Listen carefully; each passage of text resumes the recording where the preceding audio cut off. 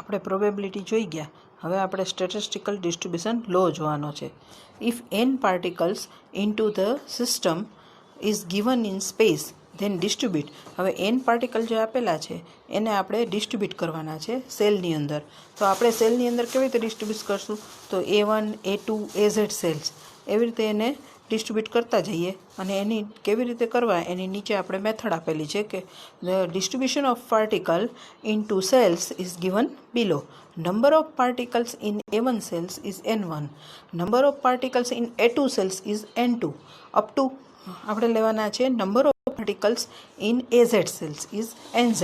So total number of particles is N. N equal is N1 plus N2 plus NZ equal N. હવે જો number of particles in AZ cells is NZ. So N1 plus N2 plus NZ equal N. હવે in mathematical method of placing in N1 places particles in A1 cells.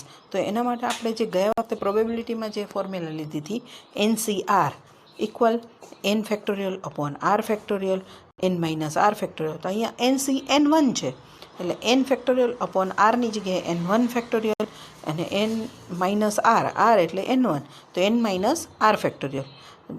The ways of placing n2 particles in A2 cells. હવે જેમ N1 છે એ A1 સેલની અંદર આપણે place કરી દીધા. હવે A2 સેલ્સની અંદર N2 પાર્ટિકલ્સ કરવાના. પણ તો હવે વધે કેટલા?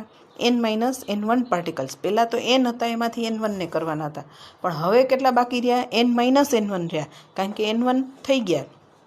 n1ને આપણે ચૂઝ કરી લીધા છે, બરાબર. તો હવે અહીંયા આપણે nની જગ્યાએ n માઇનસ n1 આવશે, n2ની જગ્યાએ n1ની જગ્યાએ n2 આવી જશે. એટલે જો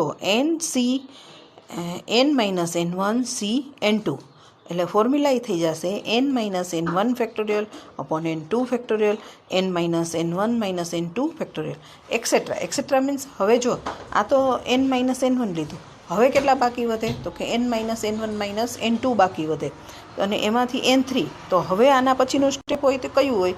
n minus n1 minus n2 c n3. અને અહીંયા લખવું હોય તો n minus n1 minus n2 factorial upon n3 factorial n minus n1 minus n2 minus n3 factorial. અરે આ રીતે આપણે એક સ્ટેપમાં આગળ વધતા જઈ અને કરી શકીએ. તો total method of total distribution એટલે એના માટે ઓમ ખાલી નોટેશન માટે ઓમ વાપરેલું છે. તો ફર્સ્ટ સ્ટેપ જે આપણે લીધું હતું NCN1નું એનું આ ફોર્મ્યુલા છે n factorial upon n1 factorial n minus n1 factorial into n minus n1 factorial. યા second formula n2 factorial n minus n1 minus n2 factorial into et cetera.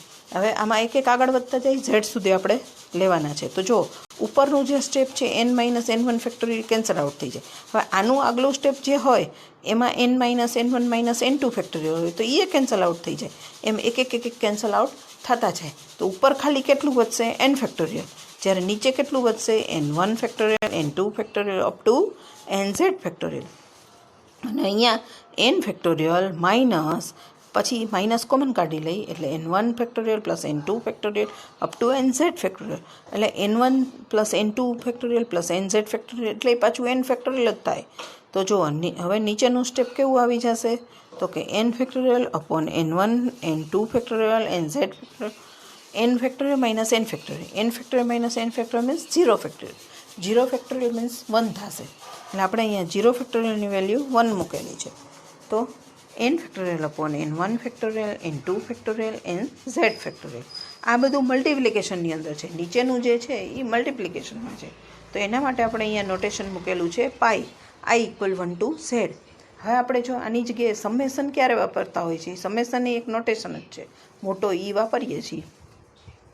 તો એમાં n1 plus n2 up two nz હોય એટલે જ્યારે કે addition કરવાનું હોય ત્યારે આપણે સમેશનની સાઇન વાપરી છીએ. અહીંયા આપણે મલ્ટિપ્લિકેશન કરવાનું છે. ક્યાં સુધી? તો કે i equal 1 to z term સુધી.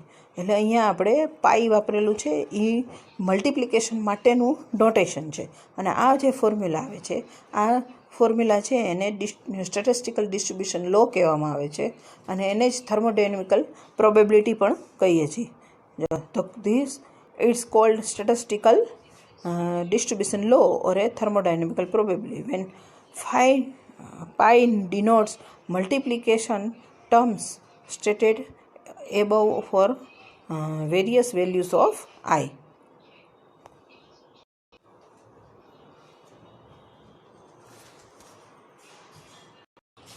હવે આપણે શોર્ટ નોટ લેવાની છે ફેઝ સ્પેસ છે ને એ આપણે જે કઈ 3 ડાયમેન્શનલ માટે લઈ શકીએ એમ 3 ડાયમેન્શનલથી આ એડિશનમાં જવાનું છે. ફેઝ સ્પેસ મીન્સ 6 ડાયમેન્શનલ, એટલે ગુજરાતીમાં કહી તો ત્રિપરિમાણીયની વાત નથી, અહીંયા 6 પરિમાણની આપણે વાત કરવાની છે. હવે જો, to specify the state of gas from the molecules point of view, we require the positions and velocity of the each particles. એટલે હવે અહીંયા છે ને, જો આપણે ગેસ માટેની વાત કરવાની છે, વાયુ માટે, કે ગેસના જે મોલેક્યુલ્સ હોય એ છૂટા છૂટા ગોઠવાયેલા હોય. એટલે અમુક મોલેક્યુલ્સ હોય ને એ પોઝિશન એટલે કે સ્થિર અવસ્થામાં હોય છે, અને અમુક છે એ એની ગતિશીલ અવસ્થામાં હોય, તો એની આપણે વેલોસિટી લેવી શકે. વેલોસિટી લઈએ, પણ આપણે જ્યારે પોઝિશનની વેક્ટરની વાત કરતા હોય તો ત્યારે 3 કોર્ડિનેટ્સ આવે. કયા? તો કે એક્સ, વાય અને ઝેડ. અને જ્યારે તમે વેલોસિટીની વાત કરતા હો તો વેલોસિટી માટેના 3 કોર્ડિનેટ આવશે, વીએક્સ, વીવાય, વીઝેડ. પણ એનું જ્યારે મોમેન્ટમ ફાઇન્ડ આઉટ કરવાનું હોય તો મોમેન્ટમ પીએક્સ, પીવાય, પીઝેડ. પણ પીએક્સ ઇક્વલ ટુ શું થઈ જશે? તો કે એમ ઇન્ટુ વીએક્સ, પીવાય હોય તો એમ ઇન્ટુ વીવાય, પીઝેડ હોય તો એમ ઇન્ટુ વીઝેડ. એટલે velocity into mass, that means momentum. એટલે આપણે અહીંયા પોઝિશન અને મોમેન્ટમ 2 કોર્ડિનેટ્સની વાત કરવાની છે. એટલે 3 ડાયમેન્શનલ સ્પેસ જ્યારે આપણે લેતા હોય તો 3 ડાયમેન્શનલ સ્પેસની અંદર આપણે એક્સ, વાય અને ઝેડ જ્યારે કોર્ડિનેટ લઈ તો એનું વોલ્યુમ કયું થાય? Dx, dy, dz. અને જ્યારે આપણે મોમેન્ટ કોમ્પોનન્ટની વાત કરતા હોય તો કે મોમેન્ટમ કોમ્પોનન્ટ છે પીએક્સ, પીવાય અને પીઝેડ. તો ત્યારે એનું વોલ્યુમ થશે ડીપીએક્સ, ડીપીવાય અને ડીપીઝેડ થશે. બરાબર. હવે આવી રીતે જ્યારે આપણે 3 ડાયમેન્શનલ ને 6 ડાયમેન્શનલ બે માટે વાત કરીએ તો બેઉ કમ્બાઈન જ્યારે થાય ત્યારે જો this 6 dimensional space is cold phase space. અને આમ જો સિમ્પલ રીતે કહીએ તો જ્યારે પોઝિશન સ્પેસ અને મોમેન્ટમ સ્પેસ આ બેયનું કોમ્બિનેશન કરીએ, position space and momentum space, આ બેનું કોમ્બિનેશન કરવામાં આવે અને એનું કોમ્બિનેશન કરી અને જે સ્પેસ મળે એને ફેઝ સ્પેસ કહેવાય. હવે આપણે ફેઝ સ્પેસ લેતા પહેલાં પોઝિશન સ્પેસ લેવું પડશે. તો એ પોઝિશન સ્પેસ એટલે જુઓ, અહીંયા આપણે x, y, z axis draw કરેલા બતાવેલા છે અને એક પોઈન્ટ પી બતાવેલું છે. એક્સ, વાય, ઝેડ એના કોઓર્ડિનેટ છે. તો આપણે આ એક્સ, વાય, ઝેડ એટલે પી પોઈન્ટ છે એનું એક્સથી આનું કેટલું ડાયરેક્શન છે, વાયથી અને ઝેડથી, એના ઉપરથી આપણે એ નક્કી કરી શકીએ. હવે જો, if the position of any one in the case can be shown as 3 positions x, y, z, then it should be space instead of position space. એટલે આને પોઝિશન સ્પેસ કહેવાય. હવે પોઝિશન સ્પેસ પછી આવશે મોમેન્ટમ સ્પેસ. તો જો, momentum space એટલે પી, PX, પીવાય, પીઝેડ.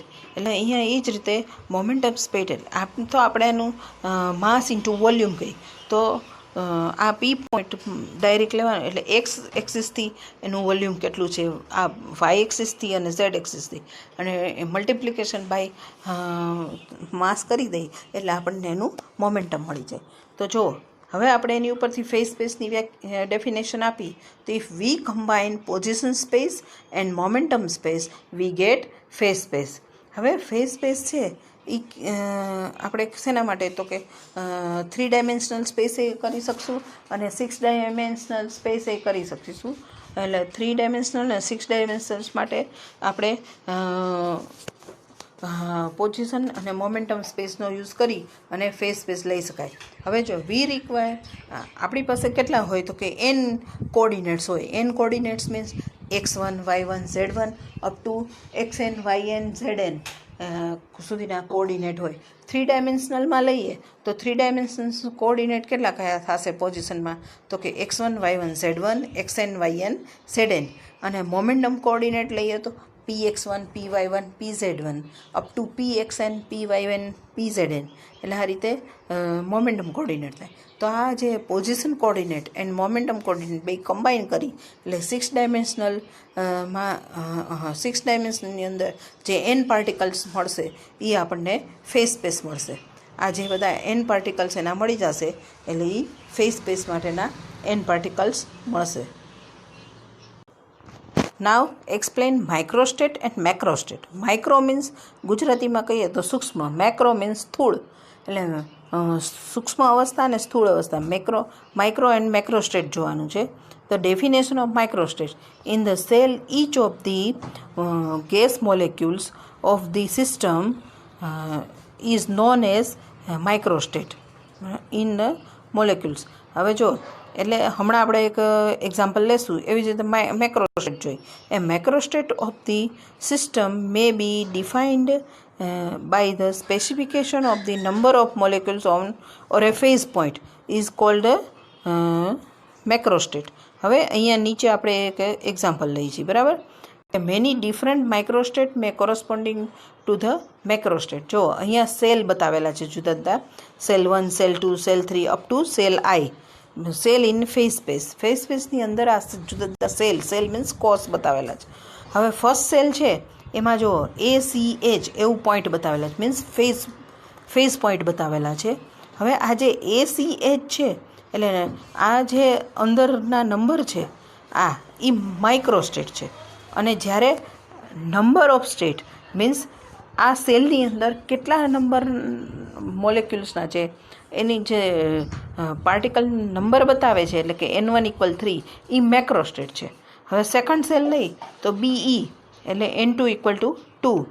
પછી થર્ડ સેલ છે તો એમાં 1 જ છે એટલે N3 = 1. આઈ સેલ છે એની અંદર 2 છે પાછા તો એના = 2. હવે જો આપણે એમ પણ કહી શકીએ આ જે જુદા જુદા સેલ છે એમાં એના માઇક્રોસ્ટેટ છે એમાં આપણે અંદર નંબર ચેન્જ કરીએ તો એની મેક્રોસ્ટેટ બદલાશે નહીં. એનો કહેવાનો મારો મતલબ એમ છે, ACH ફર્સ્ટ સેલમાં છે અને થર્ડ સેલમાં F છે તો આપણે A ને F ને ચેન્જ કરી નાખીએ, બરાબર. તો અહીંયા શું થઈ જશે, ફર્સ્ટ સેલમાં FCH અને અહીંયા શું આવી જશે A. તો એની માઇક્રોસ્ટેટ છે એ ચેન્જ થાય છે, બરાબર છે કે બેના નંબર બદલાઈ જાય છે, પણ મેક્રોસ્ટેટ એટલે N1 = 3 ને N3 = 1 એ ચેન્જ થતું નથી, એ તો એનું એમ જ રહે છે. એવી જ રીતે એક જ સેલની અંદર તમે જુદા જુદા માઇક્રોસ્ટેટ છે એને ઇન્ટરચેન્જ પણ કરી શકાય. એટલે કે ACH છે તો હું A અને Cનો પ્લેસ ચેન્જ કરી નાખું તો અહીંયા આપણે CAH એમ આવી જાય તો પણ એની માઇક્રોસ્ટેટ છે એમાં કાંઈ ચેન્જ નહીં થાય અને મેક્રોસ્ટેટમાં પણ ચેન્જ નહીં થાય. એટલે આપણે જુદા જુદા સેલની અંદર જો તમે માઇક્રોસ્ટેટ છે એ ચેન્જ કરો અને મેક્રોસ્ટેટ ચેન્જ ન કરો તોય થઈ શકે, અને માઇક્રો અને મેક્રો બેયમાં ચેન્જ કરી શકો છો તો એમાં કાંઈ ચેન્જ આવતો નથી. અહીંયા આપણે એ જ વસ્તુ લખેલી છે કે તમે PDF વાંચશો એટલે ખ્યાલ આવી જશે કે આ કયા સેલમાં શું આવેલું છે અને પછી કયા સેલમાંથી આપણે ચેન્જ કરી અને શું થઈ શકે કે મેક્રોસ્ટેટ છે એ ગેસ માટે ચેન્જ કરી અને શું કરી શકાય. હવે જેમ આપણે મેક્રોસ્ટેટ ને માઇક્રોસ્ટેટની વાત કરી એવી જ રીતે માઇક્રોસ્ટેટમાં પાછા એના 2 ટાઈપ્સ છે. કયા 2 તો કે accessible microstate and inaccessible microstate. Accessible microstate means કે the microstate which are allowed under given restriction are called accessible microstate. એટલે એનું એક્ઝામ્પલ જોઈ કે 3 ફેઝ પોઈન્ટ્સ આપેલા છે ABC તો અને નીચે સેલ બતાવેલા છે તો જો તમે એ સેલની અંદર એક સેલમાં ABC રાખીને બીજું સેલ ખાલી રાખી શકો, એવા નીચેના 2 છે. પણ ઉપલામાં કેવી રીતે છે કે એક સેલમાં AB છે બીજામાં C છે, એવી જ રીતે બીજા સેલમાં BC છે ને A છે, CA છે ને B છે. પણ તમે આ સેલની બહાર ક્યાંય ફેઝ પોઈન્ટ છે એને ગોઠવી શકતા નથી, એટલે આને એસેસિબલ માઇક્રોસ્ટેટ કહેવામાં આવે છે. ઇનએસેસિબલ માઇક્રોસ્ટેટ છે તો એમાં આપણે બહારની સાઈડ જ આવશે. જુઓ હવે ઇનએસેસિબલ માઇક્રોસ્ટેટ છે એના માટેનું આ છે તો AB એમાં C બાર છે, CA તો કે B બાર છે, BC તો A બાર છે, એટલે દરેકમાં એક ફેઝ પોઈન્ટ છે એ બાર બતાવેલો છે. આમાં AB અને C બાર, પછી BC અને A બાર, CA અને B બાર. આ રીતે જુદા જુદા ફેઝ પોઈન્ટ છે એ એક બાર હોય તો એને એસેસિબલ, સેલથી બહાર કોઈ પોઈન્ટ હોય તો એને ઇનએસેસિબલ માઇક્રોસ્ટેટ કહેવામાં આવે છે.